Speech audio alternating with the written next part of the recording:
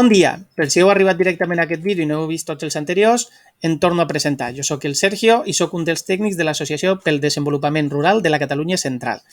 Estem presentant la convocatòria d'ajuts LEADER 2021 i fins ara ja us hem explicat en altres vídeos què són els ajuts LEADER, com es financien, els requisits que cal complir per presentar-se i les limitacions pel que fa als conceptes subvencionables.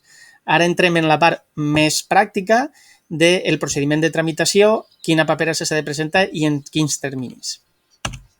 El primer pas que donarà el Departament d'Acció Climàtica, Agricultura i Agenda Rural serà la publicació de les bases reguladores dels ajuts. Això està previst que sigui probablement ara al mes de setembre.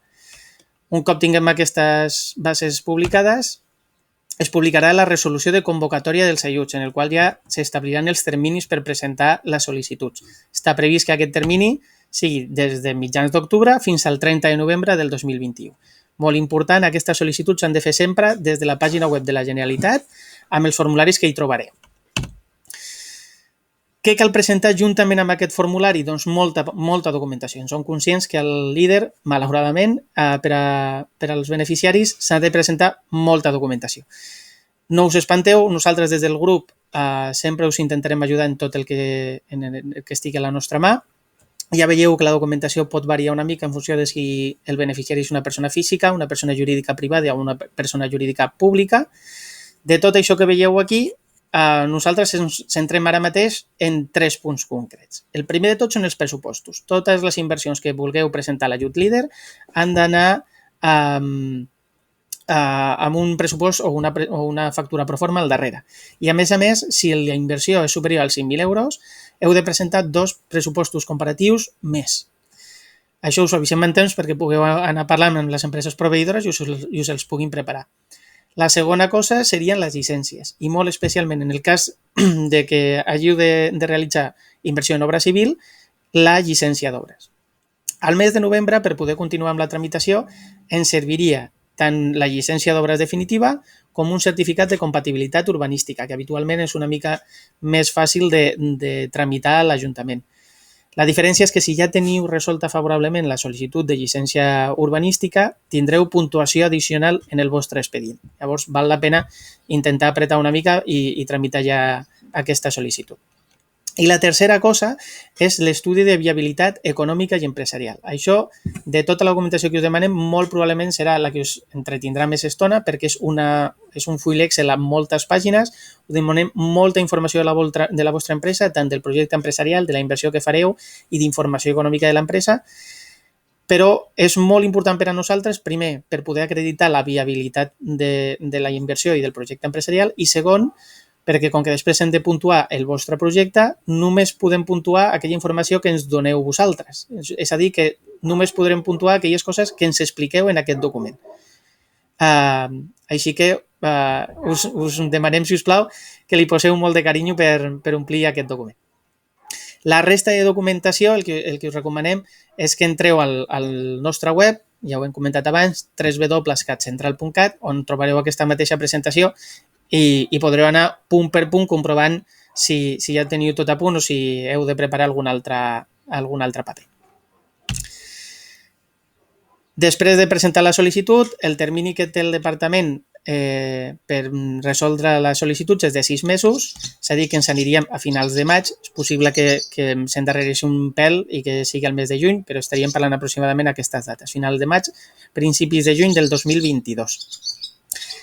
A més, important avisar-vos que aquelles empreses que si us atorgui un ajut superior a 50.000 euros de subvenció, tindreu 15 dies des de la data d'aquesta resolució d'ajut per presentar una garantia al departament, una garantia del 15% d'aquesta inversió. Us avisem també en temps perquè si ja calculeu que la vostra subvenció pot ser elevada, que pugueu valorar si voldreu fer aquesta garantia en metàl·lic, si voldreu parlar amb un banc per fer un aval bancari o com ho voldreu fer. Com es decideix quins projectes tindran ajut i quins no? Doncs bé, tenim uns criteris de priorització i selecció que alguns dels quals venen determinats pel propi departament a l'ordre de convocatòria i d'altres venen fixats pel nostre grup, per la comissió tècnica que tenim en el nostre grup, en la qual estan representades diverses entitats del territori. Pel que fa a la priorització, us expliquem que tindran prioritat aquelles persones, aquelles empreses que no hagin renunciat o se'ls hagi revocat un ajut en les 3 convocatòries anteriors. En aquest cas parlarien de la 18, 19 i 20, que es prioritzen els projectes promoguts per beneficiaris que no hagin rebut un ajut l'any anterior. Això és per intentar diversificar i que arribin els ajuts líder al màxim de beneficiaris possibles i, a més, donem prioritat sempre als projectes productius, és a dir, de persones privades, de persones físiques o jurídiques privades, per sobre dels projectes públics. I, a més, tenim alguna priorització també dins dels públics.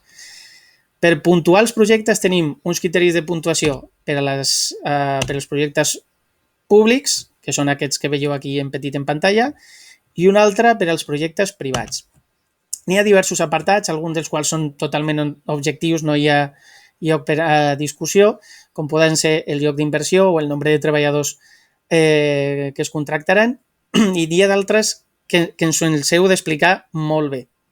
Per això us dèiem abans que és important que a l'estudi de viabilitat econòmica empresarial ens doneu tota la informació.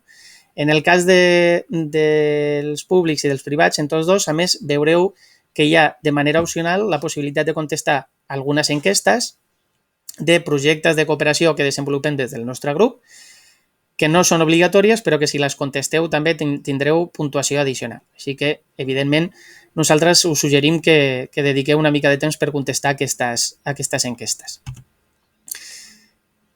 Clar, això són 6 mesos després de que hàgiu presentat la sol·licitud d'ajut. Des del mateix dia que nosaltres fem la visita en inici, que l'hem comentat en un vídeo anterior, que és aquesta visita en la qual anem a fer fotos del lloc d'inversió i comprovar que no s'ha iniciat, des d'aquell moment vosaltres podeu començar les inversions ja si voleu. A pagar factures, a que us presentin aquestes factures.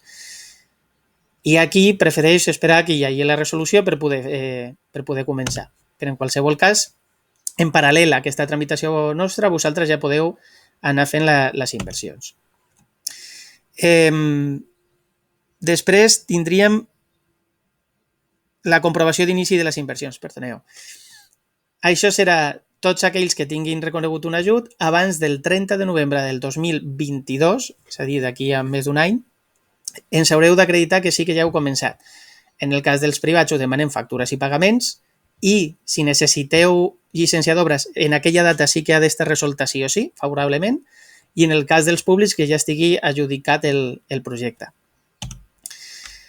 Ens pregunteu sovint, un cop s'ha presentat la sol·licitud, es poden fer modificacions del projecte? La resposta és sí, sempre i quan l'objecte de l'ajut sigui el mateix, és a dir, que no canviem fer un gimnàs per un càmping o que no canviem totalment d'una inversió que sigui en equipament, que la passem tota a obra civil. Sempre i quan es mantingui l'objecte general de l'ajut, podem fer ajustaments i modificacions internes. Això, si es dona el cas, ja us explicaríem el procediment, però a que sapigueu que tindríem de temps a fer-ho fins al 30 d'abril del 2023. Veieu que ja estem parlant gairebé a 2 anys vista. També, igual que es poden fer modificacions, es poden fer també pròrrogues.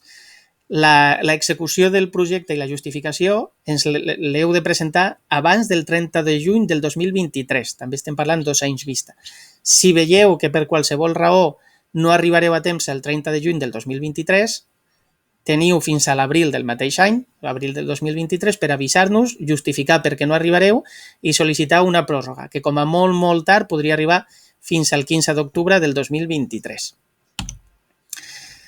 Llavors, un cop vosaltres sí que ja heu finalitzat el projecte i ens presenteu la documentació, tornem a recordar, juny del 2023. Quines coses ens haureu de presentar en aquell moment? L'acreditació de que totes les actuacions s'han completat, els permisos i les llicències necessaris, les factures i els pagaments i els llocs de treball. Tot això, igual que en la fase inicial de sol·licitud demanem molta paperassa, aquí ja us avisem també, ja us ho avancem, que s'han de presentar molts documents, però no patiu que en totes les fases del procediment, des de l'associació, estarem al vostre costat per intentar ajudar-vos en tot el que sigui possible. Estem parlant aproximadament juny del 2023, si exhauriu els terminis, presenteu la justificació. Entre 1 i 3 mesos després, aproximadament, en rebreu l'ajut per part de la Generalitat. Molt important que us quedeu amb aquesta informació, és a dir, fins que no acabeu tota la inversió i passin 1 o 3 mesos, no rebreu l'ajut, no es poden fer certificacions parcials ni cobraments parcials de l'ajut. O sigui que heu de tenir la capacitat econòmica per fer tota la inversió abans no us arribi la subvenció líder. I un cop hàgiu rebut aquest ajut, durant els 5 anys posteriors heu de mantenir els compromisos que heu adquirit en la tramitació. Especialment, sobretot, que es mantingui obert el negoci i que es mantingui el nivell d'ocupació que ens vau dir que tindríeu, el nombre de treballadors que ens vau dir que tindríeu a l'empresa durant els 5 anys posteriors. Ho hem resumit, evidentment, els que ja us heu presentat alguna vegada als ajuts líder sabeu que és força complex, però tornem a repetir-ho, no ens cansarem de dir-ho. Si us plau, no us espanteu per la tramitació. Si teniu un projecte molt clar de negoci i ja teniu avançada part de la tramitació, de les llicències, dels pressupostos, etc., contacteu amb nosaltres i des de l'associació us intentarem donar tot el suport que sigui possible per tramitar el vostre ajut líder. Res més per avui. Ens faltarà un vídeo més per explicar-vos on podeu adreçar-vos per rebre més assessorament del vostre projecte líder.